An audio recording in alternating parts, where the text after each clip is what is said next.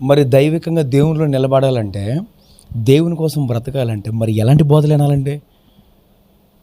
ఎవరిది నిజమైన సేవ అండి అని అంటారా? బైబిల్లో కొన్ని విషయాలు మీకు తెలియజేస్తాను.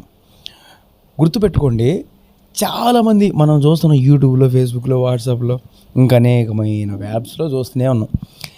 ఇక్కడ మనం తెలుసుకోవాల్సిన పాయింట్ ఏంటంటే, ఎవరి సేవ గొప్ప, ఏది గొప్ప అనేది కంటే, దేవుడు ఎవరిని ఎన్నుకొని తన ఆత్మ నడిపింపుతో ముందుకు తీసుకెళ్తున్నాడు, ఎవరిని దేవుడు ఎన్నుకొని వాడుకుంటున్నాడు అనే సంగతి మనకు తెలియాలి. ఈ బోధ ఉందా అయితే నిజంగా వాళ్ళు దేవుని సేవకులే, ఇది లేదా వాళ్ళు కాదు అనేది ఫుల్ క్లారిటీ అయింది మనకి. భక్తులకి, అభిమానులకి, వీళ్ళందరికీ బాధ కలిగించవచ్చు, కానీ ఇది వాస్తవం. ఇది మాత్రం వాస్తవం. ఏంటంటే, మన ఇష్టం వచ్చినట్టు ఎవరిని పడితే వాడిని వెంబడిస్తూ వాళ్ళని ఫాలో చేస్తూ అనవసరంగా నరకానికి వెళ్ళవద్దు. ఇది ఒక పాయింట్, ఇది ఒక నిచ్చెన, ఇక్కడ నుంచి ఎక్కితే మంచిది. అంటే ఇది దేవుని మాటగా తీసుకొని మనం నిలబడితే చాలు, ఫాలో చేయాల్సిన అవసరం లేదు, దేవుని ఫాలో చేస్తే సరిపోద్ది. నేను అనే మాట ఏంటంటే, నాకు జ్ఞానం ఉంది, నాకు వాక్య నిమిత్తం జ్ఞానం ఉంది, ఎవడు నా ముందు నిలబడలేడో, నా ముందు ఎవడో నిలబడలేడో, నా వాక్యం ముందు, నాకు తెలిసిన వాక్యం ముందు ఎవడో నిలబడలేడు. నాకు తెలిసిన జ్ఞానం ఎలాంటిదో తెలుసా? ఎవడ పనికిరాడో ఓడిచ్చేస్తా, తొక్కేస్తా, నలిపేస్తా, ఎక్కేస్తా. ఏంటిది? ఇలాంటి ఏందండి ఇది? క్రైస్తవ్యం. యేసుక్రీస్తు వారు ఎంతో దయామయుడు. యేసుక్రీస్తు వారిని నేను ప్రకటిస్తున్నా, కాదనట్లేదు, యేసుక్రీస్తు వారి గురించే చెప్తున్నా. యేసుక్రీస్తు వారు అలాంటి దేవుడు. మరి యేసుక్రీస్తు వారి యొక్క ఆ యొక్క తగ్గింపు, ఆ మాట స్వభావం మనలో ఏది? ఒక్కొక్కసారి ఆ దైవావేశం వల్ల బోధించబడచ్చు, నేను కాదన్నా, కానీ ప్రతిసారి కాదండి. ఈ జ్ఞానవాక్యం అనేది దేవుని చేత దేవుడు ఒక వరమను అందించి దాన్ని ముందుకు తీసుకెళ్తాడు. ఈరోజు చాలామంది ఈ జ్ఞానవాక్యం సంబంధించిన వ్యక్తులు వరాలు లేవు, స్వస్థత లేవు, అద్భుతాలు, ఆశ్చర్యకార్యాలు ఏమి జరగవన్నట్టుగా మాట్లాడుతుంటారు. కొంచెం ఒళ్ళు దగ్గర పెట్టుకుని వినాల్సిన విషయం ఏంటో తెలుసా? అసలు నువ్వు బోధిస్తుంది జ్ఞానవాక్యం, అదొక వరం, అదొక వరం. మరి దాన్ని ఏమంట? జ్ఞానవాక్యం అని పెట్టుకుంటే దేవుడు ఇరిచి కూర్చోబెడతాడు, జాగ్రత్త. ఒకవేళ ఆ జ్ఞానవాక్యం వల్ల నువ్వు బలవంతుడు, గొప్పడు అవ్వచ్చు, ఎందుకంటే అది వాక్యం, అది దైవవాక్యం. దాన్ని కూడా క్లారిటీ ఇస్తాను. చాలామంది దర్శనాలు, ప్రవచనాలు, వరాలు, స్వస్థతలు, అద్భుత కార్యాలు ఇవి పెట్టుకుని నడుస్తున్నారు. మా దగ్గరే శక్తి ఉంది, మా దగ్గరే బలం ఉంది, మేము ఏదైనా చేయగలం. ఇక్కడ ఎవరున్నారు? ఇక్కడ దేవుడు ఉన్నాడు. మళ్ళీ దెయ్యం పట్టిందని వాళ్ళ ద్వారా ఇక్కడ ఎవరున్నారయ్యా? దేవుడు ఉన్నాడు, నేను కాదన్నా, దేవుడే ఉన్నాడు. చూపించాల్సిన అవసరం ఏంటి? యేసుక్రీస్తు ఎక్కడైనా ఎవ్వడికి చెప్పకు, వెళ్ళిపో అన్నాడు. వీళ్ళేంటో ప్రత్యేకంగా పెట్టేసి మరీ చేస్తున్నారు. ఒళ్ళు దగ్గర పెట్టుకుంటే మంచిదే. అంటే దేవుని పిల్లలండి వాళ్ళు. అంటే వాళ్ళని ఏం చేద్దామని వాళ్ళకు స్వస్థత వచ్చిందా పంపించేయి, అంతేగాని ఎవరికి చూపిద్దామని, ఎవరికి శక్తి ఉందని, ఎవరికి లేదని శక్తి. దేవునితో సహవాసం చేసే ప్రతి ఒక్క వ్యక్తి శక్తివంతుడు, బలవంతుడు, దేవునిలో నిలబడగలిగిన వ్యక్తి. ఈరోజు కూడా చచ్చిన వాళ్ళని లేపగలిగిన సేవకులు ఉన్నారు, కానీ మరుగై ఉన్నారు. ఉండాలి కొంచెం శక్తి. దేవుడితో సహవాసం చేస్తున్నాం కాబట్టి ఆటోమేటిక్గా ప్రార్థనలు చేస్తే అద్భుతాలు జరుగుతాయండి, నేను కాదను, జరుగుతాయి. ఇంకొంతమంది చెప్పనా, మాదే కరెక్ట్, మాదే సేవ, మా బోధే, మా విధానమే కరెక్ట్ అని చెప్పుకునే ఈ 3 విధానాలు ఉన్నాయండి. ఈ 3 విధానాల గురించి మీకు క్లారిటీ ఇస్తాను. 2వ దినవృత్తాంతాల గ్రంథము 5వ అధ్యాయం 10వ వచనంలో ఒక మాట ఉంటుంది. మందసంలాట దేవుని సన్నిధికి తీసుకొచ్చి మందసాన్ని పెట్టినప్పుడు, అక్కడ మందసం పెట్టిన తర్వాత ఆ మందసంలాట మోషే పెట్టిన 2 రాతి పలకలు తప్ప మరి ఏమీ లేవు. అసలు మందసంలో ఏముండాలి? రాతి పలకలు, 2 రాతి పలకలు, మరుగైన మన్నా గిన్నె, అహరోను చిగురించు కర్ర. ఈ 3 ఉంటే దైవత్వానికి సాదృశ్యం. ఈ 3 ఉంటే తండ్రి, కుమార, పరిశుద్ధాత్మ దేవుడు అనేది సాదృశ్యం కదా. ఇప్పుడు ఆ రోజు జరిగిన సిచ్యువేషన్ ఏంటంటే, అక్కడ ఓన్లీ రాతి పలకలు తప్ప మరి ఏమీ లేవు అని రాస్తుంది. అంటే నేను చెప్పే మాట ఏంటంటే, ఇది ఎవరో తెలుసా? నాకు వాక్యం బాగా తెలుసు. వీళ్ళకి వాక్యం అనుభవం ఉంటుంది, వాక్యపు లోతు ఉంటుంది, కానీ పరిశుద్ధాత్మ నడిపింపు ఉండదు. మన్నా గిన్నె అంటే పరిశుద్ధాత్మ నడిపింపు. అంటే ఎలా చెప్తున్నానంటే, వాళ్ళు మన్నా పడిన తర్వాత ఇది ఏమి అని అన్నారు ఇశ్రాయేలు ప్రజలు. అలాగే పరిశుద్ధాత్మ దేవుడు కిందకి దిగి వచ్చిన తర్వాత కూడా వాళ్ళు భాషలు అవన్నీ మాట్లాడుతూ ఉంటే ఇదేమి అని అడిగారు. క్లారిటీ. ఇప్పుడు నేను చెప్పే మాట ఏంటంటే అండి, వారికి పరిశుద్ధాత్మ నడిపింపు అనేది ఉండదు.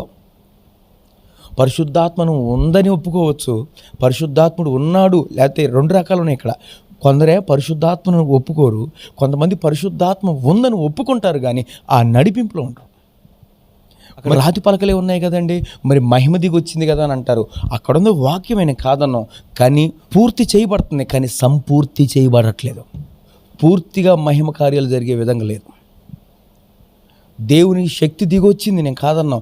అక్కడ ఉన్న రాతి పలకలకి దేవుని శక్తి దిగొచ్చింది, కానీ అక్కడ ఇంకో విషయం చూడండి, వారి వంతుల చొప్పున వారు సేవ చేయట్లేదు. అక్కడ వారి వంతుల చొప్పున వారు సేవ చేయట్ల, క్రమం తప్పిపోయింది అక్కడ. అంటే ఇక్కడ జరిగే విషయం ఏంటంటే, ఇప్పుడు జరుగుతున్న సిచ్యువేషన్ ఏంటంటే, రాతి పలకలే ఉన్నాయి అంటే వాక్యాన్నే పట్టుకొని నాకు వాక్యం తెలుసు. వాస్తవంగా దేవారాత్రములు దేవుని దగ్గర ధ్యానించేవాడు ధన్యుడు. ఎందుకు ధన్యుడు? దేవుని యొక్క మర్మాలు వెతుకుతున్నాడు కాబట్టి దొరుకుతున్నాయి ఆ వ్యక్తికి. ఆ మర్మం బయలుపరచబడతా ఉంది. నేను కాదన్నాను, దేవుని యొక్క దేవుని దగ్గర కూర్చొని ధ్యానం చేసే ప్రతి ఒక్కరికి ఆ విధానం తెలుస్తుంది. పరిశుద్ధాత్ముడు సహాయం చేస్తాడు, కానీ నేను నడిపించాలి అంటున్నా. పరిశుద్ధాత్మ దేవుడు నడిపించాలి. పరిశుద్ధాత్మ అందరినీ తాగుతాడు, పరిశుద్ధాత్మ దేవుడు దిగొస్తాడు, పరిశుద్ధాత్మ దేవుడు నింపుతాడు, కానీ నడిపించబడటం వేరు. నపుంసకుడు వాక్య వివరణ అర్థం కాలేదు, పిలిపి వచ్చి దాన్ని క్లారిటీ చేశాడు. ఆ తర్వాత నడిపింపు ఏంటి? బాప్తిసం పొందడమే కదా. నడిపింపది తెలుసుకోవటం వేరు, తాగటం వేరు, ఇవన్నీ వేరు. నడిపించబడటం వేరు. వాక్యాన్ని ధ్యానిస్తున్నారు, వాక్యపు లోతులు ఏంటో తెలుసుకుంటున్నారు, కానీ పరిశుద్ధాత్మ నడిపింపేటో తర్వాత తెలుసుకున్న తర్వాత నడిపింపేంటో తెలుసుకోలేకపోతున్నారు. ఇప్పుడు ఇంకోటి ఏంటంటే, వీళ్ళ దగ్గర మరుగైన మన్నా గిన్నె ఉంటుంది కొంతమంది దగ్గర ఇక మరుగైన మన్నా గిన్నె ఉంది కదా, ఆ మన్నా గిన్నె పట్టుకుని తిరుగుతున్నారండి. మా దగ్గర శక్తి ఉంది, మా దగ్గర బలం ఉంది, రండి చూసుకుందాం రండి, మా దగ్గర శక్తి ఉంది, మా దగ్గర బలం ఉందని మన్నా గిన్నె పట్టుకుని తిరుగుతున్నారు. గుర్తుపెట్టుకోండి, మన్నా గిన్నె ఒక్కటుంటే సరిపోదు, తప్పనిసరిగా రాతి పలకలు ఉండాలి, అహరోను చిగురించు కర్ర ఉండాలి. ఈ మూడుంటేనే దైవికమైన మహిమ సంపూర్తి చేయబడుతుంది, దైవ చిత్తం సంపూర్తి చేయబడుతుంది. ఈ మూడు లేకుండా నా దగ్గర మన్నా గిన్నె ఉందండి, రండి చూసుకుందాం, దేవుని శక్తి ఉంది, రండి చూసుకుందాం అంటే ఎక్కడా దేవుని చిత్తం పూర్తిగా నెరవేర్చబడటం లేదు. మన్నా గిన్నె పట్టుకొని తిరగటం గొప్ప కాదు. ఇది దేవుని శక్తి, ఇది దేవుని బలం పైనుండి కురిసింది, ఇది పరిశుద్ధాత్మ నడిపింపని చెప్పుకోవడం కాదండి, దేవుడు నడిపించాలి. మరి మహిమ రాదంటే కార్యాలు జరగవంటే కార్యాలు జరుగుతాయి, ఎందుకంటే పరమ నుండి వచ్చిన శక్తి కదా అది. పరిశుద్ధాత్ముడు భూమి మీదకి వచ్చాడు కదా, ఈ పరిశుద్ధాత్మ చేత నడిపించబడుతున్నప్పుడు కార్యాలు జరుగుతాయి, కానీ దేవునికి మహిమ రాదు. పూర్తిగా దేవుని యొక్క సంపూర్తి కార్యాలు జరగవు. ఇంకొంతమంది అహరోను కర్రను పట్టుకొని తిరుగుతూ ఉంటారు, అహరోను కర్ర పట్టుకునే తిరుగుతూ ఉంటారు. ఎందుకో తెలుసా? ఈ అహరోను కర్ర అంటే ఎదుగుదల. ఎందుకంటే మా దాంట్లో ఎదుగుదల ఉందంటే, మా సేవ గొప్పగా ఉందంటే, మా సేవ ఈ రేంజ్లో ఉందంటే, ఇన్ని దిక్కులు బాకిందంటే, ఇన్ని విధాలుగా వెళ్ళిందంటే మాది గొప్పది కదా, దేవుడే గొప్ప చేస్తున్నాడు కదా, అన్ని విధాలుగా మమ్మల్ని హెచ్చిస్తున్నాడు కదా, అంటే మాదే గొప్ప, మాదే శక్తి. గుర్తుపెట్టుకోండి, ఖచ్చితంగా రాతి పలకలు దైవికమైన సత్యం తెలిసి ఉండాలి. నేను కాదనను, పలకలు వాక్యమైన రాతి పలకలు ఖచ్చితంగా ఉండాలి. తర్వాత మన్నా గిన్నె ఖచ్చితంగా ఉండాలి, అహరోను చిగురించి కర్ర కూడా ఉండాలి. ఈ మూడు లేకపోతే మందసం ముందుకు వెళ్ళదండి, అక్కడ ఆగిపోద్ది అంతే. కానీ వాస్తవంగా ఎప్పుడు ఈ మందిరం అనేది పరిగెడుతూనే ఉండాలి, వెళ్తూనే ఉండాలి. కానీ ఒక్క చోట ఆగిపోయిందంటే దేవుని చిత్తం కాదు అది.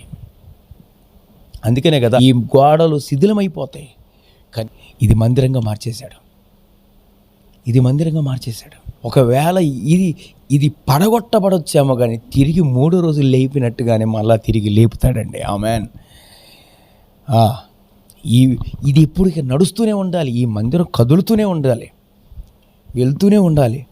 కానీ ఒక చోట ఆగిపోయిందంటే అక్కడ ఒకటే ఉంటుంది.